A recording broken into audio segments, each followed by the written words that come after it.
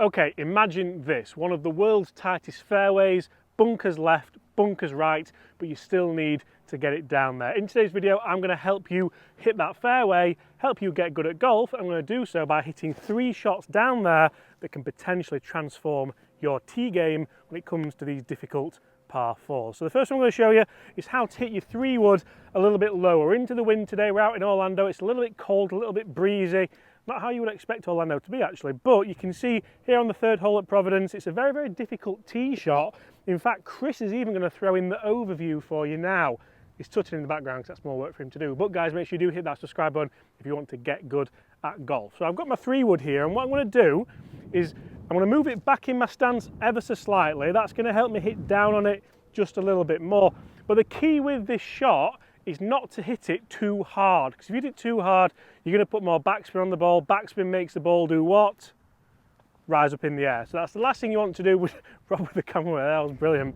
We're going to just hit it nice and smoothly, but also I'm going to have a little bit of a shorter backswing. So I'm going to swing to about here, and then as I transfer my weight through, I get that handle forward just a little bit. So I'm not hitting it like a normal 3-wood where I get really shallow to the ground and I almost have a kind of vertical shaft position there.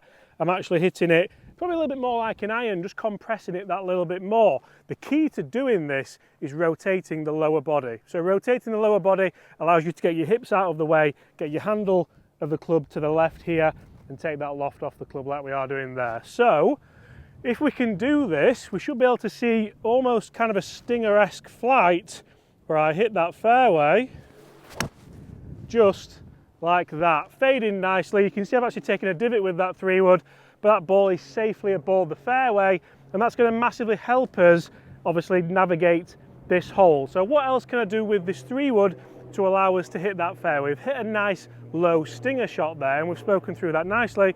What about a bit of a high bomb? You wouldn't usually say that with a 3-wood, but I personally like a high bomb with a 3-wood off the tee.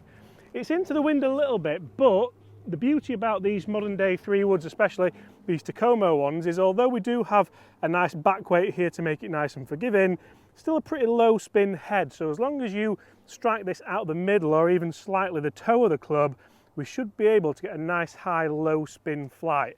That's the key for these shots. If you can get it high but low spin, the wind will affect it, but not as much as you might think. If the ball's spinning back a lot, that's when you're going to start to see quite a lot of movement in the wind. So I'm going to set up slightly differently with this. I'm going to move the ball forward in my stance. I'm going to have my sternum back a little bit, and what that allows me to do is set up almost like a driver. You'll see that I've got this ball set up a little bit high on the tee, but because I'm set up almost like a driver here, I can take the club away really shallow to the ground, and then I can load up to the top of the backswing to a full backswing position, very dissimilar to what we did for the short shot, or the low shot should I say. Obviously it's going to be a different thing, it's going to be a different technique because we're trying to hit it high and not low.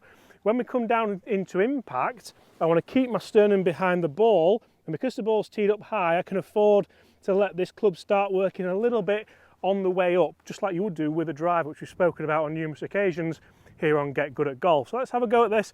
I see this moving a little bit right to left in the air, so I'm going to start it.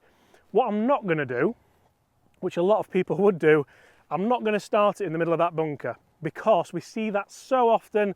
I'm going to start it in that bunker and move it off, and with all the will in the world, it doesn't work. It goes into the bunker, you're in the sand trap, you then duff it out, you struggle to get it out. Funnily enough, we're going to film a video out of fairway bunkers while we're here in Orlando, so make sure you hit that subscribe button if you want to see that.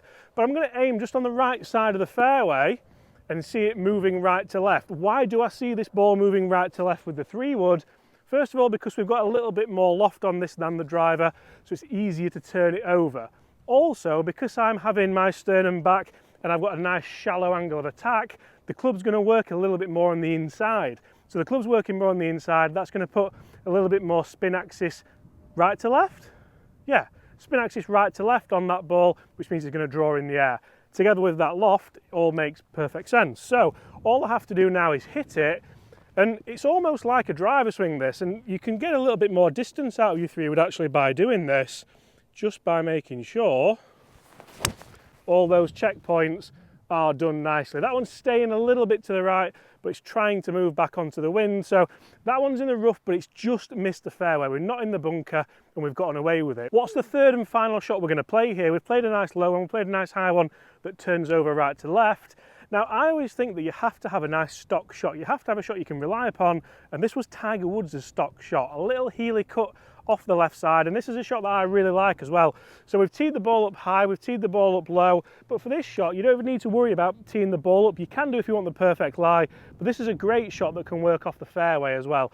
So I'm not really going to change too much. The ball's going to be forward of centre with the swing. I'm going to stand nice and wide, I'm going to load up to the top, but from here I'm just going to try and attack that ball a little bit steeper on the way down. So you won't see a steep divot like you saw with the first shot, but I'm certainly not going to focus on taking the club really shallow to the ground and trying to return it shallow to the ground, because that's going to get the ball launching really, really high. It's going to get it turning over, which again, we don't really want for this shot. I like hitting, when it's a hole like this, a nice little heely shot that comes back into the middle of the fairway.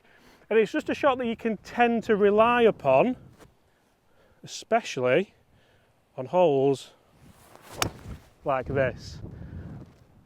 That's absolutely perfect. Guys, thank you so much for watching. I really hope you've enjoyed this video on 3 key shots that can help you hit more fairways. If you have, smash that subscribe button below. Leave a comment if you do want us to cover something in particular, and I will see you all same time tomorrow. Goodbye.